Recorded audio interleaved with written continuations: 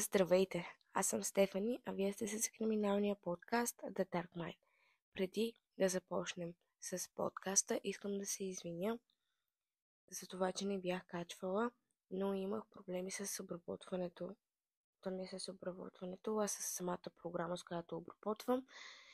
И имах проблем с самия микрофон, който закупих, защото не можех да го зареждам, падаше постоянно батерията, но не знам какво се случи, в момента си работи, но да, искам да се извиня и се надявам да следващия път да мога да кача видеото на време.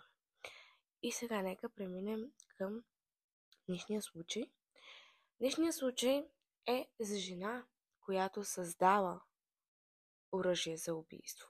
Тя създава отрова, с която да убива жертвите си и със сигурност няма да е тайна за другите, но тя убивала мъже. Така, нека се запознаем сега с човека, който създаде отровата, а това е Джулиана Тофана. Тя била завладяваща, поразяваща, била е бизнес дама, защитничка, защитничка на унеправданите съпруги, интелигентна жена и отмъстителка. И потайна манипулаторка, разбира се. Нейните клиентки пазали ревниво тайната й, а популярността си Джулиана дължала на слуховете, препоръки и дълбоки тайни. Извинявам се, че замятам, но твърде рано е. Аз преди около половин час станах, но бързах да направя този подкаст, защото ще бъде и кратък. Но да. Не е известно много за действието на Джулиана, но тя е родена в Палермо през 1620 година. Майка й, Тофания да Амо, била екзекутирана през 1633 година за убийството на съпруга си Франсис. Тя била малтретирана жена, но през средновековието мъжът, както знаете, бил главата на къщата и бил собственик на всичко и всички в нея. Разводът е бил немислим, ако това си помислихте. Там не може да става дума за развод или пък за бягство, защото ще те хванат. И ето това докъде е довело до убийство. Така си отишъл бащата на Джулиана, която малко и след смъртта на майка си започнала доста да се застоява в другери и билкарници при свои познати. Така тя се здобила Тя научила много рецепти за косметика, рецепти, които помагали при лечението на различни болести, които помагали и при ревниви съпрузи или агресивни. Да, това е откачена работа, според мен. Да, това е вещерска работа. Но да, Джулиана след това създава и своя рецепта, която нарекла Акула Тофана. Акула означава водата на Тофана. По времето, когато била омъжена, внимавайки да не допуска грешката на майка си, а именно да бъде заловена, Джулиана изпипала рецептата до най-малкия детайл. Течността била напълно прозрачна, безвкусна и убивала бавно. Това имало, малко предимства, но на първо място отровата предизвикала грипоподобни симптоми. Можела да бъде давана във всяка напитка или храна, докато, разбира се, съпругата се грижи обичайно за съпруга си, но освен всичко дава време на жертвата, виждайки си, че нещата се влошават, да сложи делата си в ред и да напише завещание.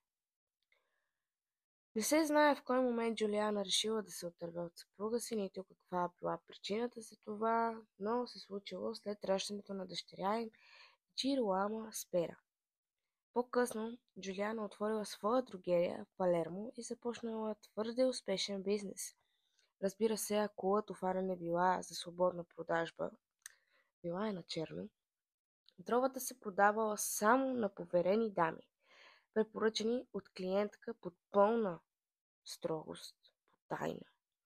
На самото шишенце били изписани инструкциите, като да се приема веднъж дневно по 3 капки, за да изглежда продуктът съвсем като козметика. Бизнеса на Джулиана помагала и Джиролама, нейната дъщеря. Основната съставка на акула тофана е бил арсеникът, но се предполага, че в нея е имало и белодана, която широко се употребява в козметичните продукти по онова време, както и оловото. Ако смесите тези три неща, се получава отрова. Може да ви убие. Единственото, което не е известно, е начин на смесване. След известно време в Палермо тръгнали слухове за Джулиана и Джиролама, че са магиосници, които убивали съпрузите на клиентките си. Една нощ те двете събрали куфарите си, събрали нещицата си и по пътен вятър те си тръгнали и отпътували за Неапол. Веднъж пристигнали в Неапол, Джулиана и Джиролама наели помещение и започнали да продават тяхната козметика. Славата на Джулиана се разресла и клиентките й се увеличили и там. Няколко години бизнесът вървя по вода. Клиентките водели други клиентки, желащи да отводеят. Джулиана не просто продава акулатована. Тя обучавала своите клиентки как да се държат по време на заболяването и как да се грижат за съпруга си, изглеждайки покрусени и депресирани. А след смъртта непременно да се настоява за аутопсия, която, разбира се, нямало да покаже абсолютно нищо, като подчертаната съпруга щяла да изглежда напълно невинна. Таната на Джулиана била в добри ръце, тъй като жените закупували отровата, рискували точно колкото нея и нямали причина да я издадат. Но както знаете, всяко нещо няма скрита тайна. Но след известно време се случило неизбежното. Тръгнали слухове за вещерство на майка и дъщеря. Отново те си събрали багажа и се преместили, но този път в Рим. Бизнесът не пострадал от тази промяна. Отново се намирали клиенти, отново препоръчвали Джулиана на свои приятелки и тя продължила да помага на съпругите да се отърват от съпрузите си. Да, тук ще се включа с нещо, защото аз не го разбирам. Защо тези жени търсят начин да убият съпрузите си при положение, че нямат видими причини? Нали, окей, има някои, които вероятно са били малтретирани, но защо са се женили, защо ли го казвам? По това време не е ти се жени за оня, оня се жени за тебе. Така бе политиката. Да. И в новия магазин се наложил да се наемат още 3 жени, които да помагат на Джулиана и Джиролама. След известно време дама посетила магазина. Тя била надлежно проверена от Джулиана, както обикновено, препоръчана от друга нейна клиентка. Джулиана повела своето обучение и продава на дамата акулатофана. Дамата се прибрала вкъщи и сложила отровата в супата на съпруга си. Той започнал с удоволствие вечерята си и тогава се обадила съвестта на жената. Тя изкрещяла на съпруга си да не яде супата. Озадачен той спрял и изгледал хлибащата си съпруга, която обаче отказала да даде обяснение за странното си поведение. След известно време и убедителен побой, дамата разказала абсолютно всичко на съпруга си, който я помъкнал към съда. Малко смешно, извинявам се. Където и се наложило да повтори разказа си. И така Джулиана била предадена заедно с дъщеря си.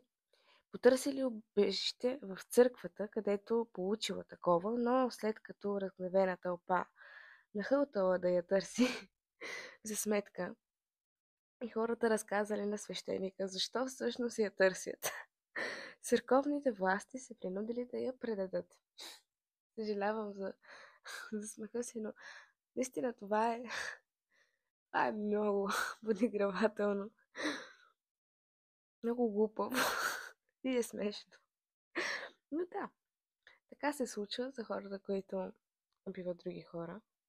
Явно Джулиана и Джиролама нямали абсолютно никаква съвест. Но арестуваната Джулиана била подложена на мъчения. Същото се случило и на дъщеря и Джироама и трите жени, работещи в дрогерията. Джулиана признава за убийството, слушайте, на повече от 600 мъже между 1633 и 1651. Това си е половин град, бе, хора. Тя е убила половин град. И това се случва в периода между 20 години. Можете ли да си го представите? И тя да е била хваната само заради една жена. Само заради една жена, която поддала на съвестта си. И бам! Всичко изчезва. Абсолютно всичко изчезва. По време на процеса тя и Джироама били принудени да издадат клиентките си, под предлог, че не помнят, двете издали само някои. Тези, които също били арестувани, някои от тях екзекутирани, други затворени. Някои от арестуваните са опитали да се престорят, че нямат представа за съдържанието на шишенцето Сакуа Тофана, понеже властите нямало как да докажат подобно знание. Жените, които успели достатъчно убедително да се престорят, че не знаят за отровата, само прекарали по няколко години в затвора, Палацио Пучи. Това тече в Сицилия. Наистина не съм сигурна за този затвор, но така. Говорило се, че Волфганг Амадеус Моцарт е станал също жертва на Кулатофана. Това, разбира се, може би е абсурдно, макар че да се смята, че самият той е дал началото на подобни слухове, запленен от историята на Джулиана Тофана. Така иначе върху ръкописа на вълшебната флейта, по която Моцарт... Защо го казах така? По която Моцарт работи преди смъртта си, са открити големи количества арсеник. Но това няма как да бъде доказано, само някакви слухове са. След дълги години отровителство, Джулиана Тофана била екзекутирана през юли 1659 година на площад Кампо Дюфори в Рим. С нея са екзекутирани дъщеря и Джироама и трите й помощнички. След екзекуцията тялото на Джулиана било захвърлено от стените на църквата, в която по-рано тя се криела. Каква ирония! Да, хора, това е днешната история, днешния разказ. Интересно е, че такива неща са се случвали преди толкова много години, но според мен всяко нещо се случва с причина и според мен Джулиана е поступила така, защото вероятно, може би, тя е била малтретирана от съпруга си. Нейната майка е била малтретирана от нейният баща. Както знаете, родителят е огледал за едно дете и крушата не пада по-далече от дървото. Се вижда и при майката на Джулиана, и с дъщерята на Джулиана. Всичко е една голям път, който би трябвало да се извърви. Бих искала да оставите коментар дали тази история ви хареса. На мен лично ме кара да се смея. Да, малко е трагична, но всяко зло за добро, какво да ви кажа. И до следващия път. Чао!